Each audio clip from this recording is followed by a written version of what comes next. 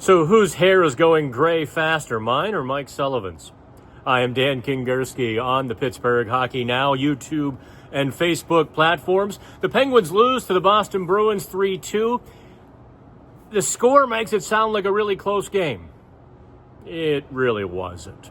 The Penguins had a late surge in the third period. However, for almost the entirety of the first, let's call it 45 minutes of the game, the Penguins had a couple offensive chances.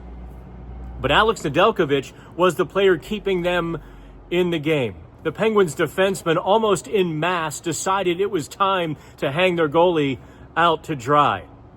Turnovers, blown coverages, not by the forwards, by the defensemen. 92 seconds into the game, for the 13th time this season, the Penguins gave up the first goal on the first shot. 13 times. Now, that's not a record yet. The record is the 2011-12 Edmonton Oilers, who did it 14 times. They only keep that record going back to 2009-10. So in the last 15 years, I guess the Penguins are indeed right now only the second worst. Alex Nedeljkovic's post-game comments were punctuated by silence.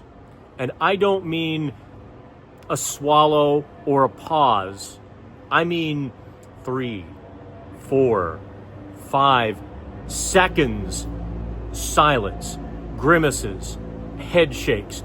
He clearly had a lot to say, a good bit of emotion after the game.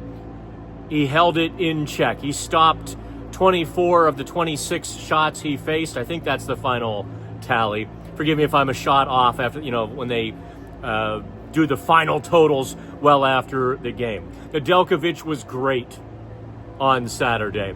He kept the Penguins in it, even as Erik Karlsson time and again gifted David Pastrnak glorious scoring chances. 6 turnovers for Karlsson in a building that doesn't score a lot of turnovers. Look, Pittsburgh doesn't, the scorers in Pittsburgh don't throw turnovers or giveaways around. 6 is a big number, especially in Pittsburgh. Wave to the Zamboni. Matt Grzelcyk, his defensive partner, sometime defensive partner, because P.O. Joseph was injured in the first period. And so they were playing with 5 defensemen for, I'll say 50 minutes, give or take 45, 50 minutes. Grzelcyk was also equally rough. On that first goal, it was Grzelcyk who inexplicably pinched despite Boston having possession, which put Karlsson kind of in the crosshairs, and Karlsson misplayed the rush, allowing Pastrnak the breakaway goal. So there's that. There were a couple other missed coverages by Karlsson, by Grzelcyk.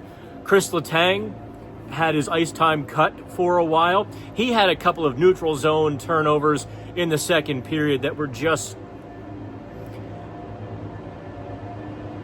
I redid the headline on the PHN, the PittsburghHockeyNow.com report card. I redid the headline to soften it just a little bit, because my original headline was "Dead Men Walking."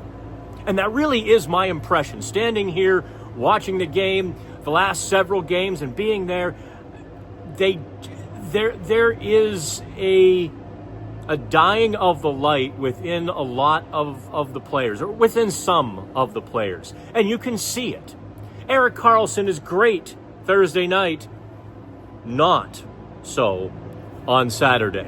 Aside from the usual suspects, Sidney Crosby, Brian Rust, Rickard Rakell, the guys who just bring the intensity, the motor every game, wear their heart on their sleeve, you see a lot of crumbling within the Penguins lineup, especially without Michael Bunting, who sometimes drags them into the fight.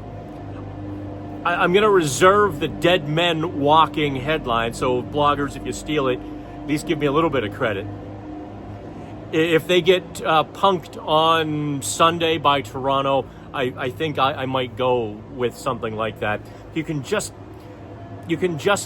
almost empathize with some of the guys in there. You can feel it. You can see it on the ice. The team isn't flying like it should be. The team isn't attacking. The team isn't creating sustained pressure.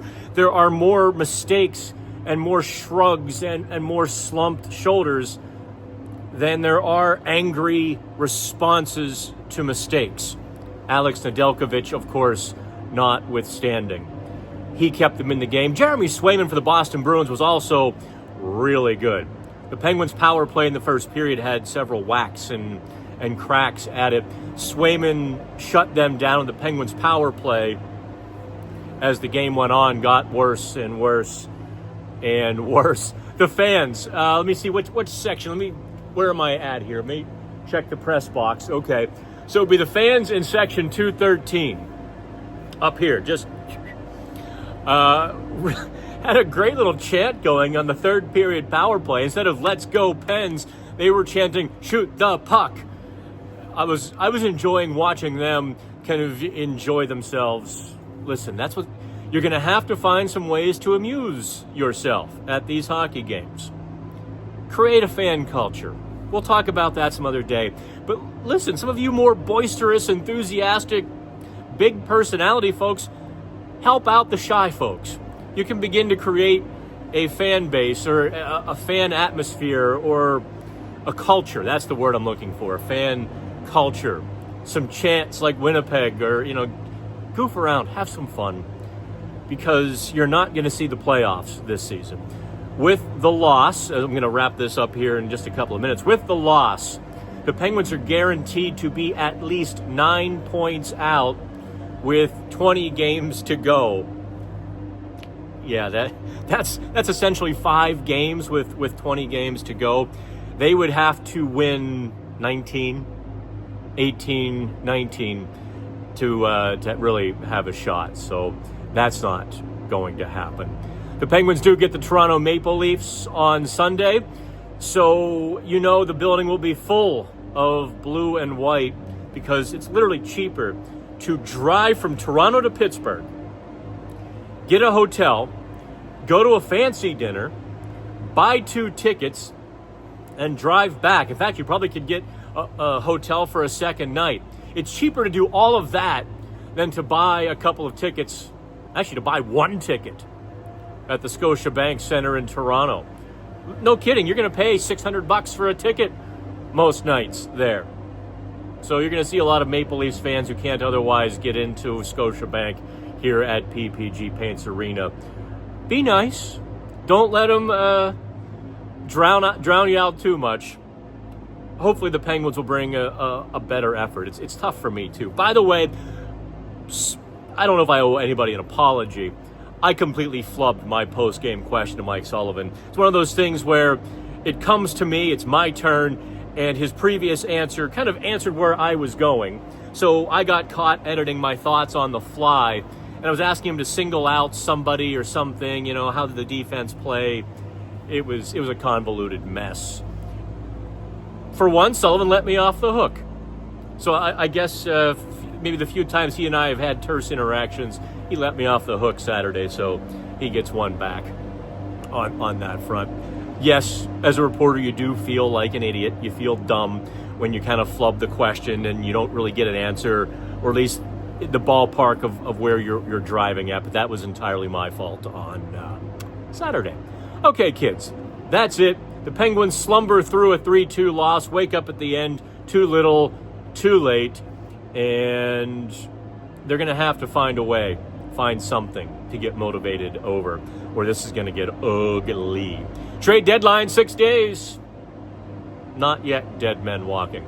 I'm Dan Kingerski on the Pittsburgh Hockey Now platforms, YouTube and Facebook. Have fun.